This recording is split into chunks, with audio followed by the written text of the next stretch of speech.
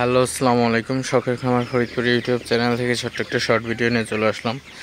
আজকে হচ্ছে আমার ব্রয়লার মুরগির বয়স 30 দিন। তো 30তম দিনের আপডেট আপনাদের সাথে শেয়ার করতেছি। তো ভিডিওটিকে স্কিপ না করে শেষ পর্যন্ত দেখবেন, আর অবশ্যই শখের খামার ফরিদপুর ইউটিউব চ্যানেলটি সাবস্ক্রাইব করবেন, লাইক করবেন, কমেন্ট করবেন এবং শেয়ার করে অন্য ভাইদের দেখার সুযোগ করে দিবেন। তো ভিডিওটি শুরু করা যাক। তো সকালবেলায় হচ্ছে আমি ব্রয়লার মুরগিকে পানি দিয়ে দিলাম। তো আপনারা দেখতে পাচ্ছেন আমার মুরগিগুলো আসলে পানি খাইতেছে।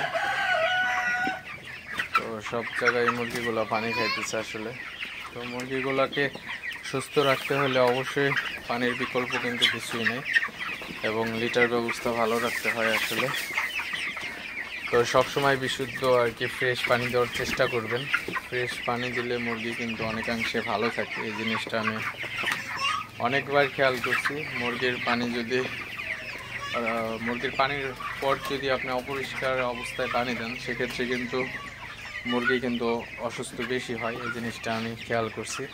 তো যাই হোক, আপনারা যারা খামারি আছেন অবশ্যই মুরগিকে একদম ফ্রেশ পানি দেওয়ার চেষ্টা করবেন, এবং কন্টেনারটা অবশ্যই কিন্তু পরিষ্কার করে দিবেন।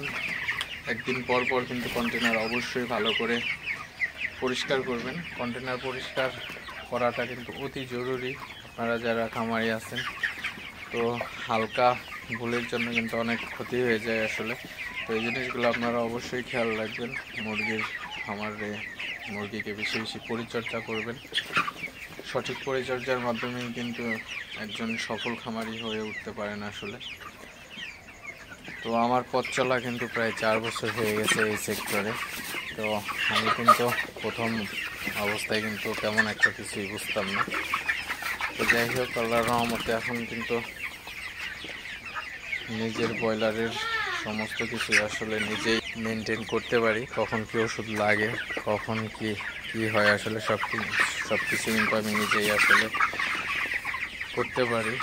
তেমন আমার কারো কাছে তেমন একটা পরামর্শ নিতে হয় না। তো তারপরেও যদি কখনো ওই ধরনের সমস্যা হয়, তো অবশ্যই পরামর্শ নেব। তো পরামর্শ নেওয়া কিন্তু আসলে ছোট না। তো যে জানেন তারও পরামর্শ নেওয়া যায়, যে না জানেন তারও পরামর্শ নেওয়া যায়। আসলে শিক্ষার কিন্তু কোনো বয়স হয় না, এটা কিন্তু চিরন্তন সত্য কথা। তো অবশ্যই আপনারা যারা ব্রয়লার খামারি আছেন, তো অবশ্যই আপনারা জেনে বুঝে খামার করবেন, তাহলেই কিন্তু আসলে মুরগিকে ভালো রাখতে পারবেন, সুস্থ রাখতে পারবেন। তো অবশ্যই মুরগিকে বেশি বেশি তাড়াবেন। তো আমি হচ্ছে সবসময় এই লাঠিটা দিয়ে তাড়াই।